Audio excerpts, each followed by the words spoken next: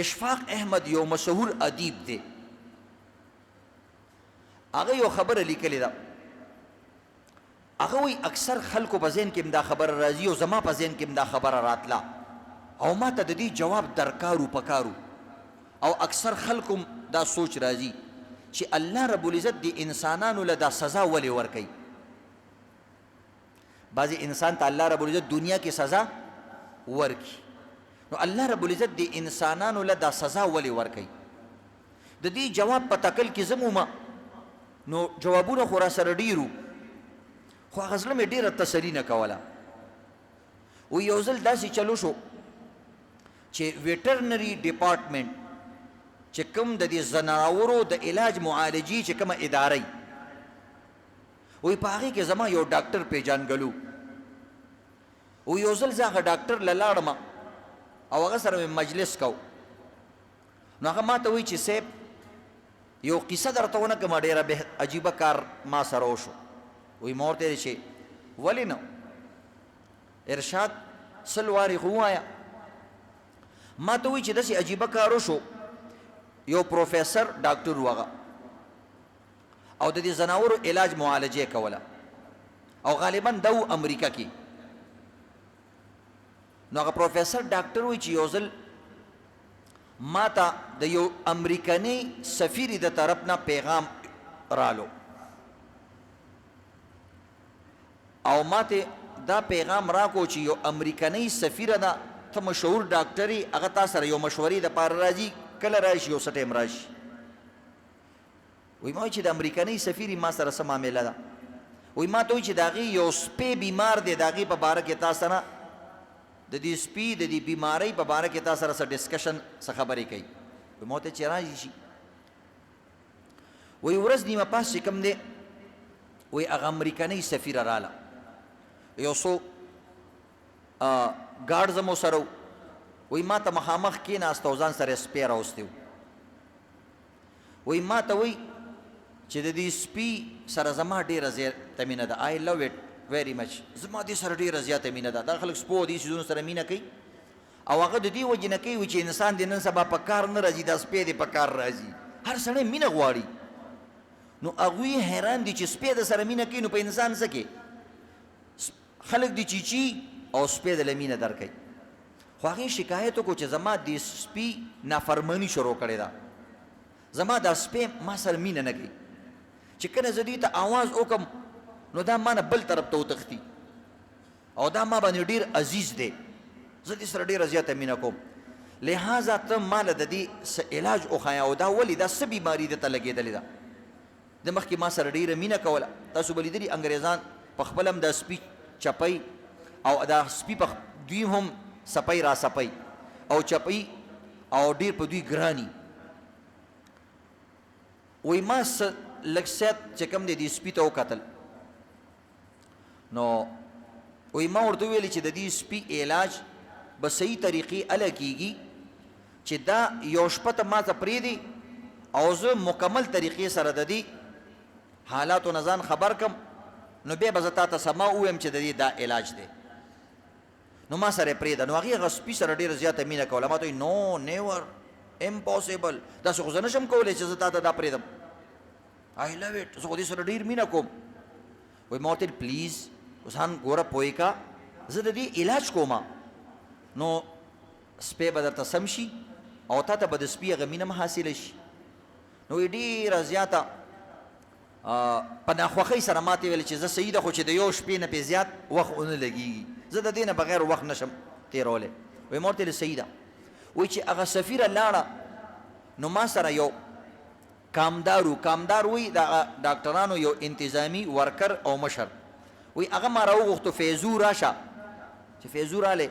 وایي ما ورته داسې چلو کا چې دا سپی د سفیر سپی دی او د دې علاج کول دي، لہذا داسې چلو کا دلته چې موږ سره هغوی سره مختلف قسمه ځناور و هغه هسپتال کې. وایي ما ورته ویلې چې د میخو هغه غوجل چې کوم ده او باړه چې کوم ده، دا سپی په هغې کې وتړه. هغه خو د سفیر سپی و، خو ډېر اعلی ځای کې اوسېدو. وایي دغه ځای کې وتړه. ما ورته ویلې چې 10 منټه بعد یو 4-5 چیترې په دې ملا باندې واهه دا سپی. نارمل انداز کې چې زخمی نه کې او یو لس چیترې وها. نو مطلب دا دی چې چتر ټریټمنټ مې ورته شروع کو. بعضې سړی که نه اصیل له اشاره او کمسل له کوتک دا پښتانه م وایي بعضې اصیل کسي هغه په اشاره پوهېږي خو چې کوم لږ کمسل شي نو هغه په اشارو نه پوهېږي. وایي ما ورته یو څو چیترې وله ورکوه یو څو سپلۍ چپلې وها. نو هغه جټ سړی و هغه چې بس همدا علاج دی ډاکټر صاحب چې کوم دی همدا ټریټمنټ تجویز کړی دی.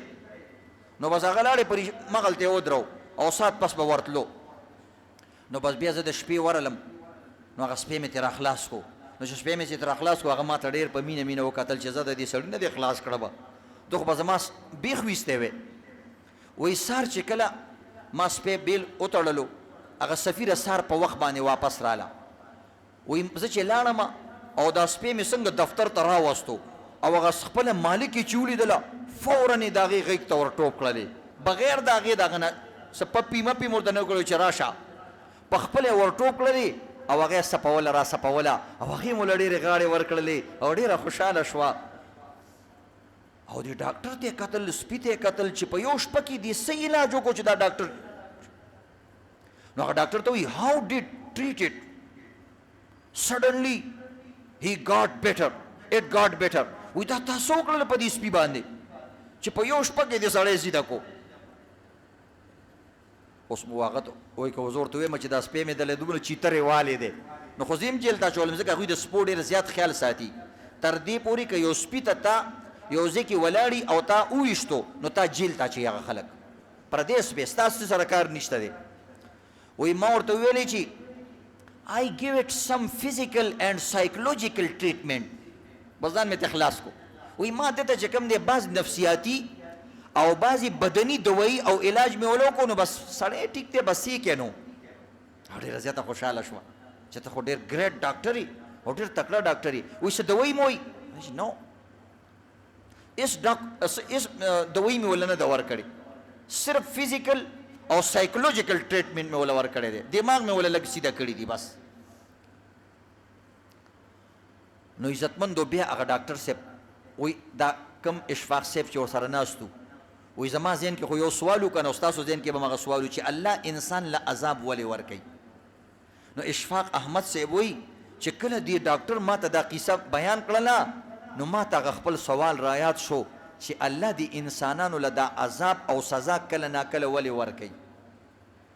وایي ما ته ډاکټر صاحب وایي چې اصل کې د دې دا سپی د په ریخمو اطلسو کې او فومونو کې عادت کړی او دې له چې کوم دی ډېر قیمتي خوراکونه ورکول او په ایر کنډیشن روم کې دا عادت کړی هغه سپی.